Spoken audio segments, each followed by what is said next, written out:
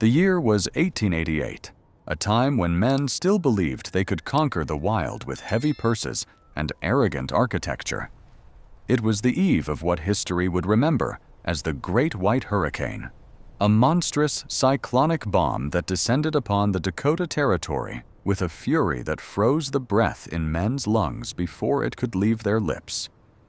Above ground, the world was ending. A chaotic, howling white inferno tore across the plains at 70 miles per hour, dropping the temperature to a deadly 40 degrees below zero. In the opulent, towering Victorian mansions of the town's elite, men who had built their fortunes on the backs of others, panic had taken root. The wealthy merchants, the haughty engineers, and the proud politicians were discovering a terrifying truth. Paper money does not burn hot enough to stop a blizzard. Their grand homes, built of thin, imported pine and vast panes of elegant glass, were completely defenseless against the wrath of the sky. The sheer force of the wind was driving microscopic ice crystals through the keyholes, under the grand oak doors, and through the microscopic gaps in the expensive floorboards. Inside a lavish parlor, a $300 imported cast-iron coal boiler, a marvel of modern engineering, they had boasted, roared uselessly. It devoured mountains of black coal, yet the heat was instantly stripped away by the freezing drafts, sucked out through the uninsulated walls faster than the iron could radiate it. The elites huddled in their expensive furs, watching in shivering horror as the water in their crystal glasses froze solid right on the dining tables. They were trapped in beautiful, freezing wooden boxes, their gold utterly worthless against the judgment of nature. But 40 feet below the crest of a silent, snow-covered hill, just a mile away from the freezing town, a very different reality existed. Here, the roaring shrieks of the cyclonic bomb were reduced to a faint, distant whisper, muffled by millions of pounds of ancient, insulating soil. Down here, in a small space carved directly into the breast of the earth, there was no panic. There was no freezing wind. There was only a profound, womb-like peace, and the steady, comforting glow of a tiny twig fire. Inside this subterranean sanctuary, a 16-year-old girl named Elara sat cross-legged on a floor of hard-packed clay.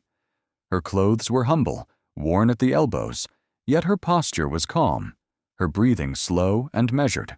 Next to her, wrapped in a single, well-mended wool blanket, her 5-year-old brother, Leo, was fast asleep. His cheeks were flushed with a healthy, rosy warmth. A delicate bead of sweat rested on his brow. While the town's wealthy engineers froze beside their $300 mechanical beasts, Elara's shelter maintained a perfectly stable, unwavering temperature of 64 degrees Fahrenheit. She had not achieved this through wealth, nor through the complicated machinery that the town's educated men worshipped.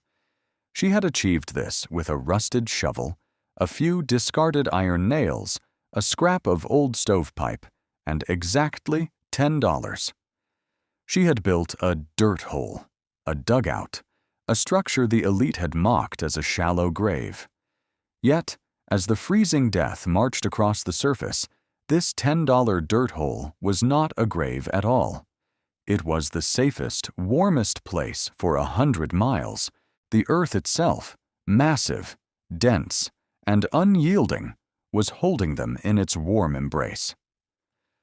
The thermal mass of the thick clay walls had absorbed the gentle heat of Elara's meager fire for weeks, storing it deep within the soil, and was now radiating it back into the small room with unwavering loyalty. It was an ancient, silent physics. It was the wisdom of those who know they must cooperate with nature rather than arrogantly attempt to conquer it.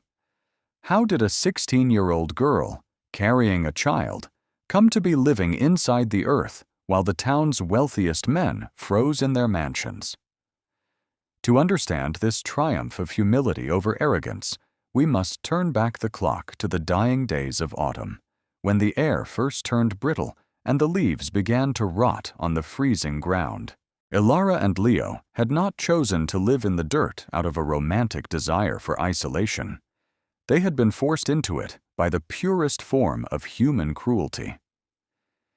Their mother, a gentlewoman who had known too much sorrow, had passed away from a lingering fever just as the first frosts hardened the mud. She had left behind her 2 children in the supposed care of her second husband, Silas. Silas was a man whose soul was as cold and sharp as a silver coin. He was the town's most prosperous merchant, a man who had recently finished constructing the largest, most ostentatious wooden house in the valley. Silas despised weakness, and he despised the financial burden of a teenage stepdaughter and a small boy who shared none of his blood. The day after their mother was lowered into the frozen cemetery, Silas locked the heavy oak doors of his great house. Elara stood on the grand porch, holding little Leo's hand, shivering in the autumn wind. Silas stepped out, wearing a heavy, expensive wool coat. He did not look at the children with pity. He looked at them as a ledger entry he was finally crossing out. With a sneer of contempt, he tossed a single, crumpled $10 bill onto the frosted porch at Elara's feet. He told her she was a drain on his resources. He told her that at 16, she was old enough to find her own way in the world, and that the boy was her problem now. When Elara pleaded, not for herself, but for her little brother, pointing to the gray, threatening clouds gathering on the northern horizon, Silas merely laughed. He gestured to his towering, thin-walled mansion and his brand-new $300 coal heating system. He boasted that winter was only a threat to the poor and the stupid. With a final, dismissive wave, he ordered them off his property, banishing them into the unforgiving wild with nothing but the clothes on their backs and $10 to their name. They were cast out, discarded by a society that measured a person's right to live by the weight of their pockets. The town's elite watched from their warm windows as the teenage girl and the little boy walked away toward the barren hills, and not a single door opened for them. But Silas and the arrogant men of the town had made a fatal miscalculation. They had confused wealth with survival. They had forgotten the ancient laws of the earth, and as the great winter prepared to unleash its absolute fury, the earth was getting ready to teach them a lesson they would never, ever forget. Before we walk alongside Elara into the freezing mud to witness how she turned $10 of scrap into an unbreakable fortress of warmth, I ask you to pause. If you believe that ancient wisdom and true humility will always outlast the fragile arrogance of modern elites, please subscribe to this channel. Leave a like to support these stories of survival and justice, and share this video with those who still value the old ways. Tell me in the comments, from which city are you listening to this journey today? Your presence here keeps the fire of this legacy burning. Now, let us return to the cold wind and see how a banished girl began to dig her salvation. The wind that sweeps across the Dakota plains in late autumn does not howl. It hisses. It is a low, creeping sound that moves through the dead, brittle prairie grass like a serpent, seeking out the weak, the unsheltered, and the forgotten. For Elara, holding the trembling hand of 5-year-old Leo, that wind felt like a physical blow. They stood at the edge of the sprawling, empty prairie, looking back at the town that had just spat them out. In the distance, the grand windows of Silas's new Victorian mansion glowed with the warm, arrogant yellow light of expensive kerosene lamps. Smoke billowed from his tall, ornate brick chimneys, fueled by the relentless burning of coal that cost more in a week than Elara had ever held in her life. In her raw, freezing hand, she clutched the single, crumpled $10 bill Silas had thrown at her. $10. In the society of men, this piece of paper was meant to be her salvation. But as the temperature dropped, freezing the mud beneath her worn leather boots, the bitter truth of their reality set in. $10 could not buy a month's rent in the poorest boarding house in town. $10 could not buy enough pre-cut timber to build even a rudimentary shack, nor could it purchase a fraction of the coal needed to survive the looming winter. The town's merchants, loyal to Silas's wealth and influence, had made it clear.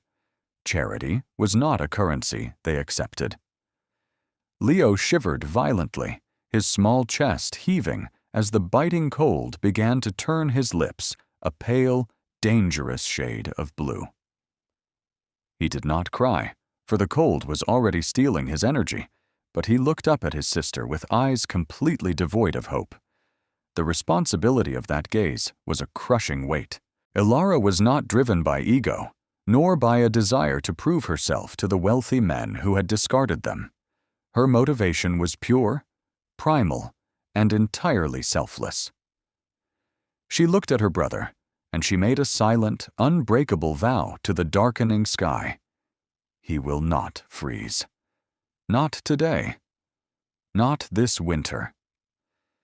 She turned away from the mocking lights of the town and looked toward the silent, rolling hills to the north.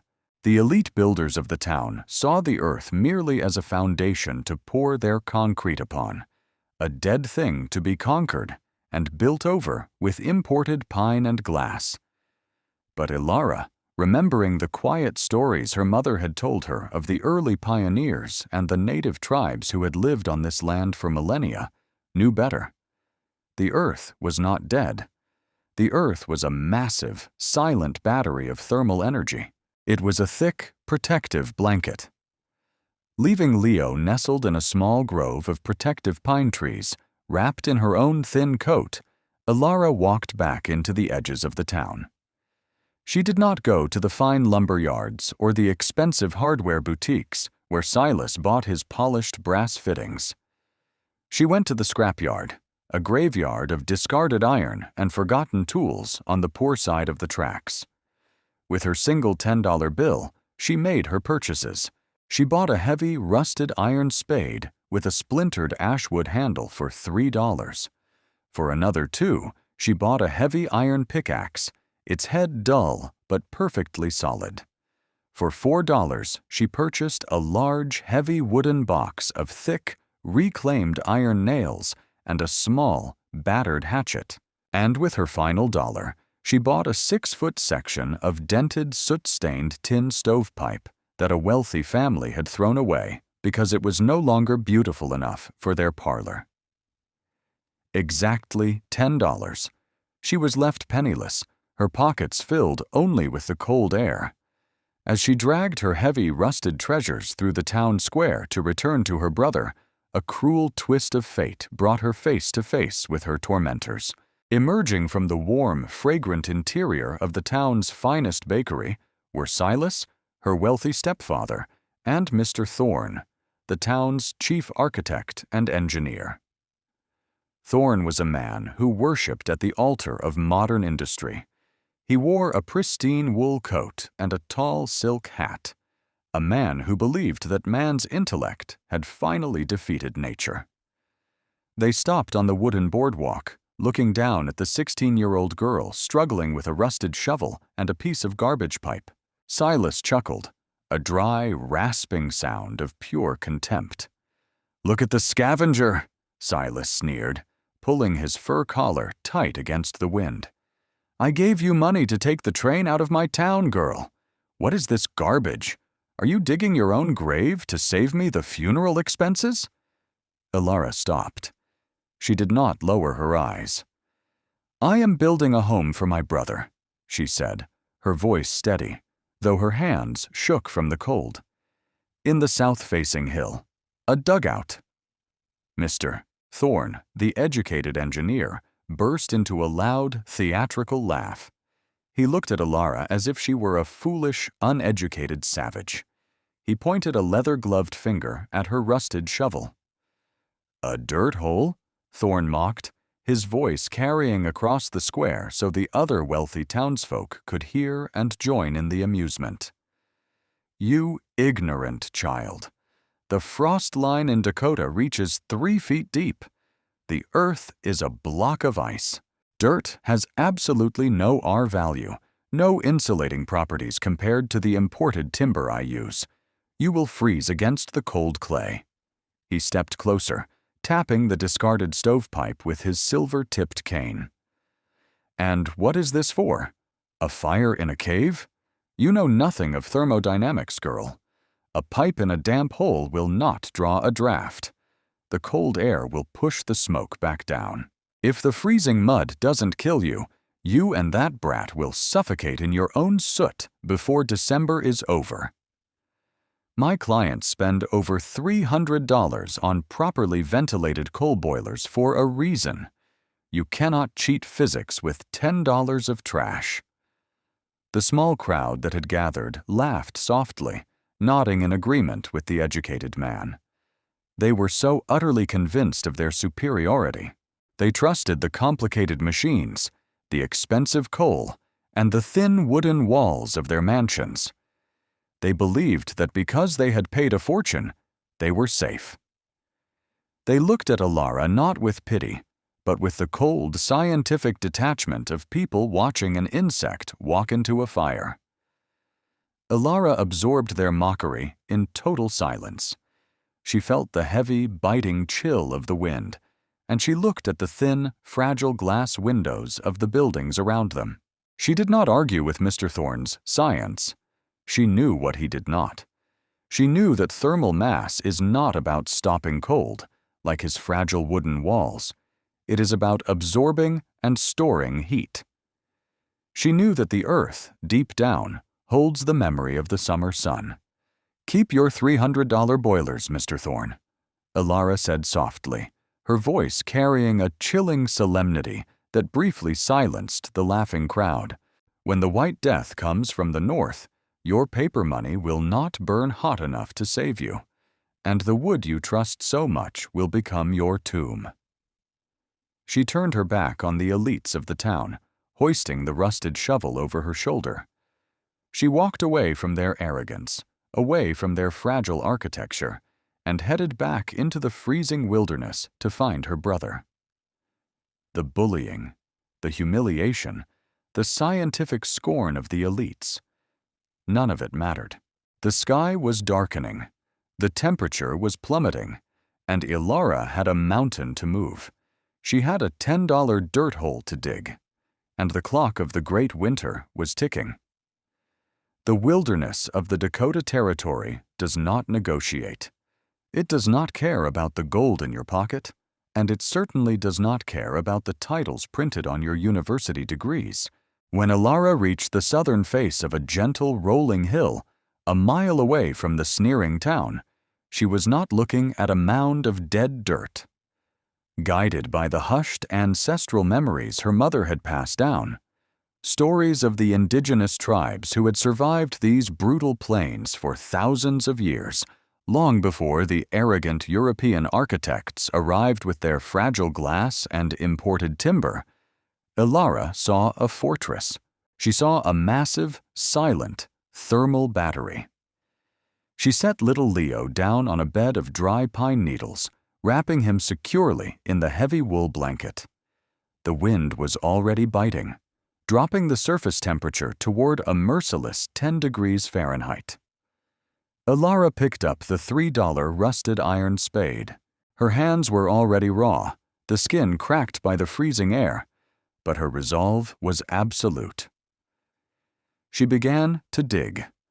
The first foot of soil was tough, bound by the dense, fibrous roots of the prairie grass. But as she broke through the topsoil with her $2 iron pickaxe, swinging it with a desperate, rhythmic intensity, she reached the clay. It was heavy, dense, and damp. To the wealthy men in town, this mud was something to be scraped off their expensive leather boots. To Elara, it was the very material of life. For 5 grueling days, while the skies turned a threatening, bruised purple, Elara carved an 8 by 10-foot room directly into the slope of the hill. Her muscles screamed, her palms blistered, bled, and calloused over. But every time she looked at Leo's pale, shivering face, she found the strength to swing the pickaxe again. She was executing a masterpiece of low-tech, passive geothermal engineering, though she had no fancy blueprints to boast of. The physics behind her desperate labor was as ancient as the planet itself. The surface of the Earth is a victim of the sky, freezing in winter and baking in summer. But dig just a few feet down, past the frost line, and the Earth remembers. Millions of tons of deep soil hold a constant, unwavering passive geothermal temperature of around 50 to 55 degrees Fahrenheit, completely immune to the blizzards above. By digging 6 feet deep into the southern face of the hill, Elara was effectively burying her home inside a giant, natural blanket. The south-facing entrance would catch the low, weak rays of the winter sun, while the thick earth on the north, east, and west would shield them entirely from the cyclonic winds. To roof her dugout, she did not need expensive, imported pine boards. She gathered heavy, fallen cedar branches from the nearby grove, laying them across the top of her excavation. Using her reclaimed iron nails, the $4 investment that Mr. Thorne had mocked, she secured a lattice of smaller branches. Finally, she covered the roof with 2 feet of the thick sod she had carefully cut from the prairie surface. The dense tangle of dirt and roots formed an impenetrable, wind-proof seal. But the true genius of her $10 sanctuary, the very thing that the arrogant engineers of the town fundamentally misunderstood, was the principle of thermal mass and inertia. Back in the town, Mr. Thorne sat in his warm, plush office, drinking expensive amber brandy with Silas. They sat beside a roaring, $300 imported coal boiler. Thorne, leaning back in his leather chair, continued his mockery of the banished girl. "The foolishness of the uneducated," Thorne scoffed to Silas, gesturing to the architectural blueprints of his grand wooden mansions. "Dirt has an R value of a mere 0.25 per inch. Wood has an R value of over 1. That girl's clay walls have no insulation. The moment the temperature drops, the cold earth will suck the life right out of them. And that rusted pipe? Ha! A pipe shoved into a damp hole does not magically generate a draft. The freezing high-pressure air outside will simply push the smoke back down the pipe. They will choke on their own soot in that shallow grave. It is basic fluid dynamics, Silas. You cannot cheat science with $10 of garbage." But Thorne's modern science was blinded by its own hubris. He understood insulation, the slowing of heat loss through light, porous materials like wood. But he had completely forgotten the ancestral science of thermal mass. Wood is light. It stops wind, yes, but it cannot store heat. The moment Mr. Thorne's expensive coal fire goes out, his wooden mansion will freeze in minutes. But the thick, unyielding clay walls of Elara's dugout weighed thousands of tons. Clay is dense. It is heavy. On the 6th evening, as the first violent flurries of the great blizzard began to spiral from the blackening sky, Elara brought Leo inside the dugout. She sealed the entrance with a heavy door fashioned from woven branches and packed mud. In the center of the hard-packed floor, she had built a small, simple hearth using smooth river stones. She arranged a handful of dry twigs, buffalo chips, and twisted prairie grass. With a single strike of flint, she birthed a tiny, fragile flame. Now came the test of the $1 discarded stovepipe. Elara had embedded the dented tin pipe at the back of the dugout, angling it sharply upward through the thick sod roof, exposing the top to the freezing winds above. Mr. Thorne had claimed the cold would push the smoke down, suffocating them. He was wrong. As the tiny fire warmed the air inside the pipe, the fundamental laws of thermodynamics took over. Hot air is lighter than cold air. It desperately wants to rise. As the hot exhaust traveled up the $1 pipe, it hit the violently freezing, fast-moving wind tearing across the top of the hill. This high-speed wind running over the open pipe created a powerful vacuum, the Bernoulli principle in its purest, most primitive application. Instead of pushing smoke down, the blizzard outside literally sucked the smoke up and out of the dugout with immense force. This powerful updraft created a negative pressure inside the small dirt room, which gently pulled fresh, crisp, oxygen-rich air through the microscopic cracks around the mud door. It was a perfect, self-regulating ventilation system. No smoke, no suffocation, just the clean, hypnotic crackle of burning twigs. And then, the magic of thermal inertia began. The tiny fire did not need to roar like the $300 coal beasts in the town. It only needed to burn steadily. As the hours passed, the immense, dense clay walls of the dugout began to absorb the heat. Slowly, deeply, the earth drank the warmth of the fire. The walls became a thermal battery, charging themselves with life-saving energy. Outside, the temperature plummeted to 10 below zero, then 20 below. The wind began to shriek, a terrifying, deafening roar that tore at the fragile wooden mansions of the elites. But 40 feet below the crest of the hill, inside the $10 dirt hole, there was only a profound, womb-like silence. Elara watched as the tense, shivering muscles in little Leo's body finally relaxed. He let out a soft sigh, tossing the heavy wool blanket aside. The air around them was not just warm, it was thick, stable, and deeply comforting. The clay walls, having absorbed the heat, were now radiating it back into the room from every direction. The passive geothermal energy of the deep earth pushed up from below, while the charged thermal mass of the walls wrapped around them like a mother's embrace. Elara looked at a small glass thermometer she had salvaged from the town's trash weeks ago. The thin red line of mercury had climbed steadily and stopped. It did not waver. It did not flicker as the wind outside raged. It held perfectly, beautifully, at exactly 64 degrees Fahrenheit. 64 degrees, built with $10, a rusted shovel, and the forgotten wisdom of the earth. Elara pulled Leo into her lap, resting her back against the warm, solid clay wall. She closed her eyes, listening to the muffled, distant howling of the storm above.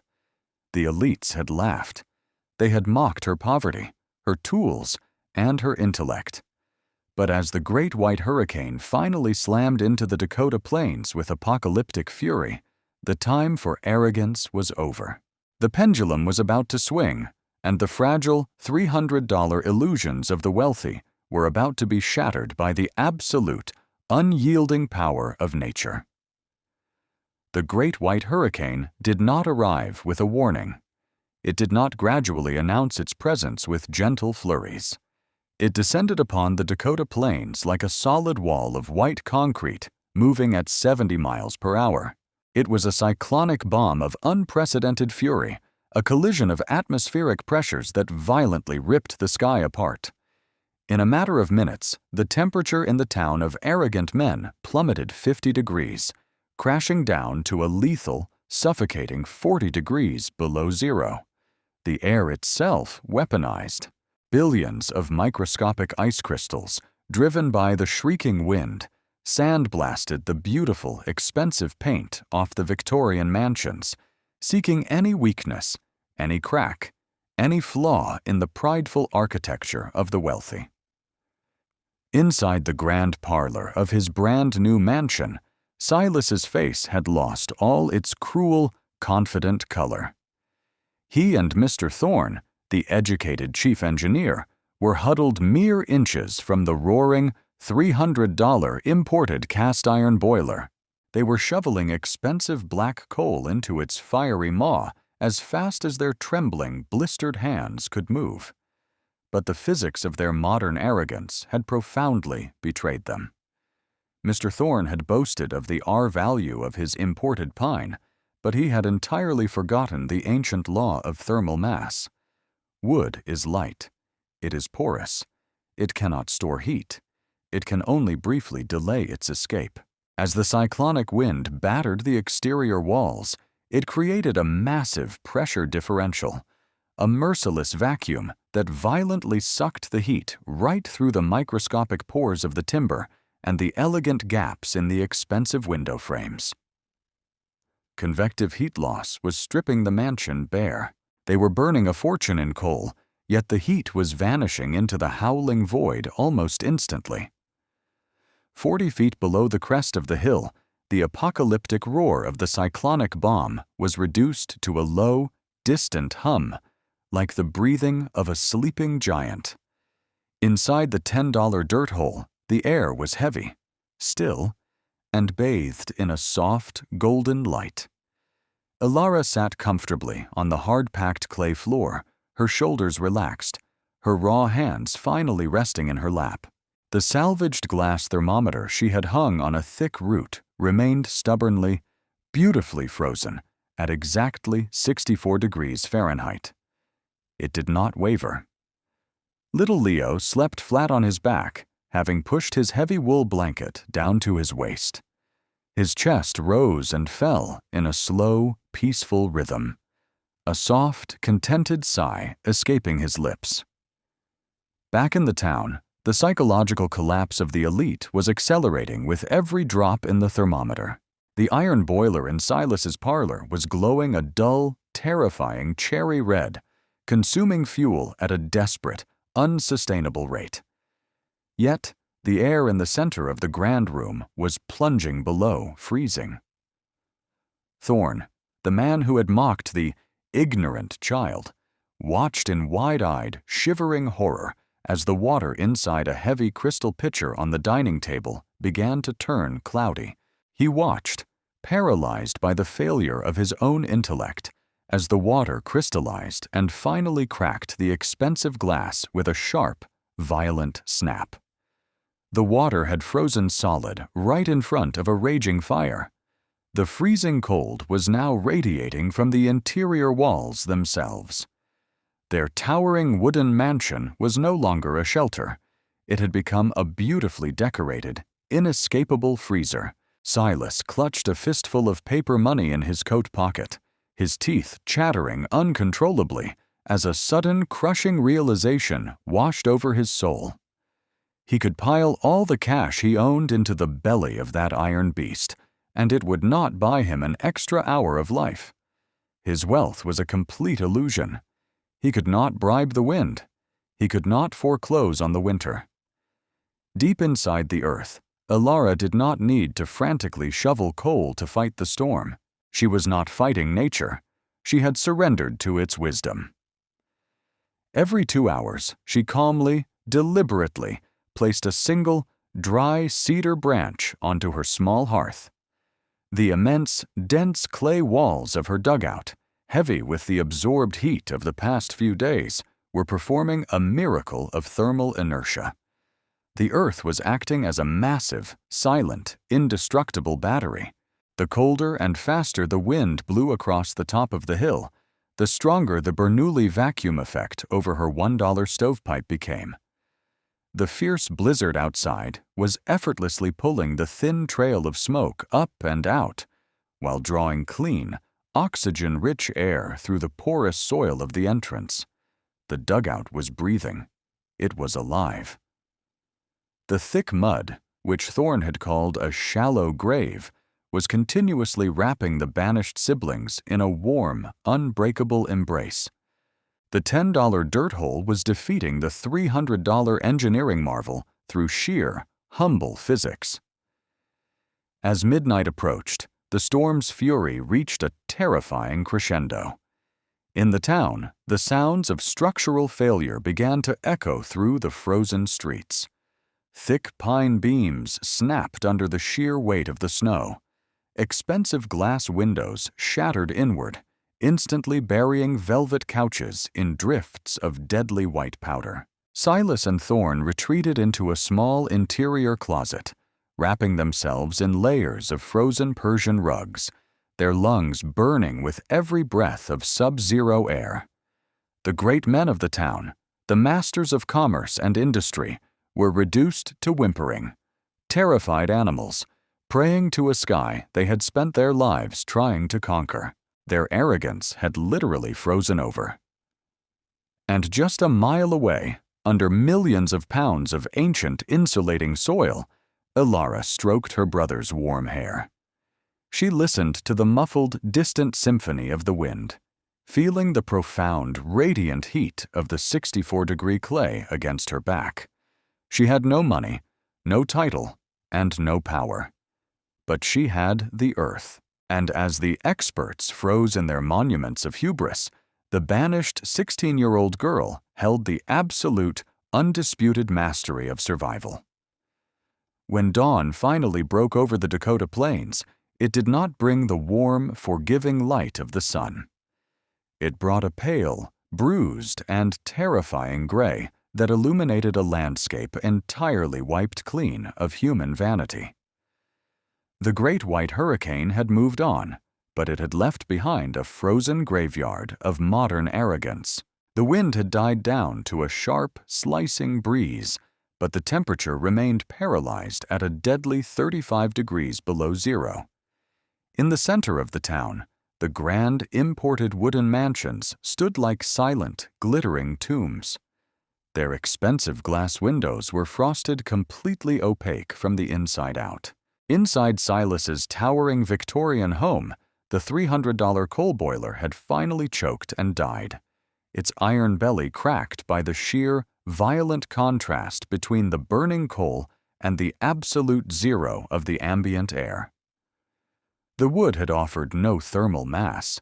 It had surrendered all its heat to the storm hours ago. Silas, the wealthy merchant, and Mr. Thorne, the proud chief engineer, were no longer masters of their domain.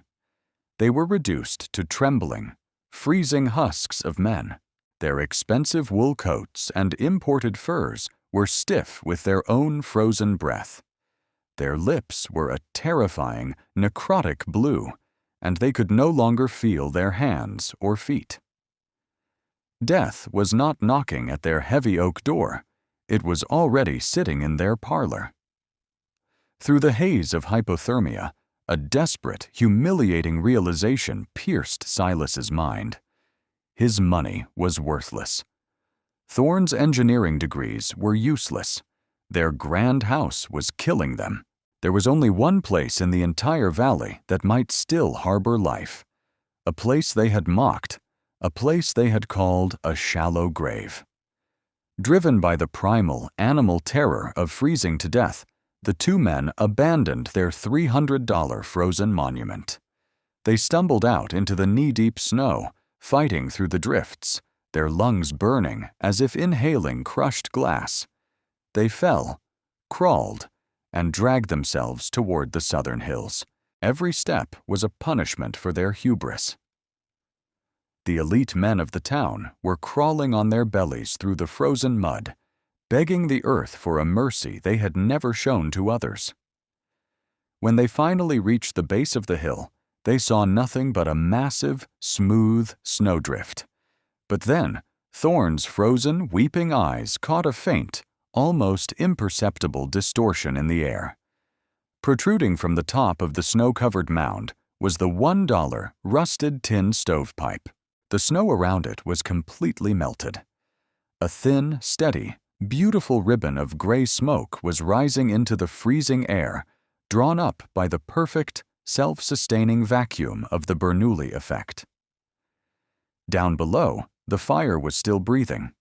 Silas dragged himself up the slope to the spot where the entrance should be. He didn't use his silver-tipped cane. He used his bare, bleeding hands to claw frantically at the frozen snow until he revealed the heavy door of woven branches and packed mud. He did not pound on it with the authority of a wealthy landlord. He collapsed against it, his pride entirely shattered. "Elara," Silas gasped, his voice a pathetic, broken wheeze. "Please, please open the door. We are dying." Inside the dugout, the silence was absolute, save for the soft crackle of the cedar fire and the gentle breathing of little Leo, who was sitting on the hard-packed clay floor, playing with a smooth river stone. The salvaged glass thermometer still held its unwavering, triumphant line at exactly 64 degrees Fahrenheit. Elara heard the scratching at her door. She heard the whimpering of the men who had banished her to die. A lesser soul, poisoned by ego, would have let them freeze. A vindictive heart would have demanded an apology, or demanded Silas's fortune in exchange for entry. But Elara was not an elite. She was a guardian of life, carrying the quiet, absolute nobility of the earth itself. She stood up, walked to the door, and pulled back the heavy wooden latch. As the door swung open, the physical contrast between the two worlds collided. A thick, heavy wave of 64-degree air rolled out of the dirt hole and hit the two freezing men like a physical blow. To Silas and Thorn, it smelled of dry cedar, warm clay, and pure, miraculous life. Elara stood in the doorway, her humble, worn clothes bathed in the golden light of the fire.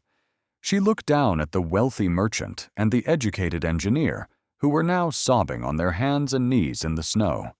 She did not smile. She did not boast. "Come inside," she said softly. "The earth has enough warmth for you, too." Silas and Thorn crawled over the threshold, collapsing onto the dirt floor. As Elara pulled the heavy door shut behind them, sealing out the 35 below zero nightmare, Thorn lay on his back, staring up at the ceiling of sod and branches. He felt the immense, heavy, radiant heat pouring out of the dense clay walls. His $300 boiler had failed, but this $10 dirt hole had captured the very heartbeat of the planet. He reached out a trembling, frost-bitten hand and pressed it flat against the mud wall. It was warm. The thermal mass had absorbed the fire's energy and was now saving the life of the man who had mocked it. Thorn closed his eyes. Tears of absolute humiliation and profound gratitude streaming down his face. He had been a fool. The 16-year-old girl with a rusted shovel understood the physics of survival better than the finest universities in the world. Silas, shivering violently as the lifeblood slowly returned to his veins, looked across the tiny room. He saw 5-year-old Leo, warm, healthy, and perfectly safe, looking back at him with innocent eyes. Silas lowered his head, his expensive silk hat crushed in the dirt, entirely broken by the sublime mercy of the girl he had discarded. The storm had passed, and the hierarchy of the world had been permanently rewritten. The illusion of paper money and arrogant architecture had been stripped away by the harsh truth of winter. The elites had learned that true wealth is not stored in banks, nor is it built with imported timber. True wealth is the ancient, humble knowledge of how to live in harmony with the planet. It is the understanding that the earth is not a dead thing to be conquered, but a mother who will protect those who respect her laws.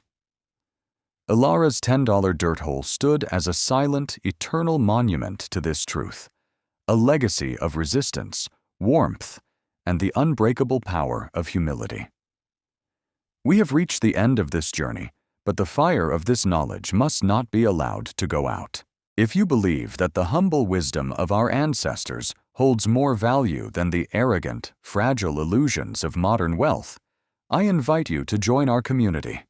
Subscribe to the channel and become a guardian of this forgotten knowledge.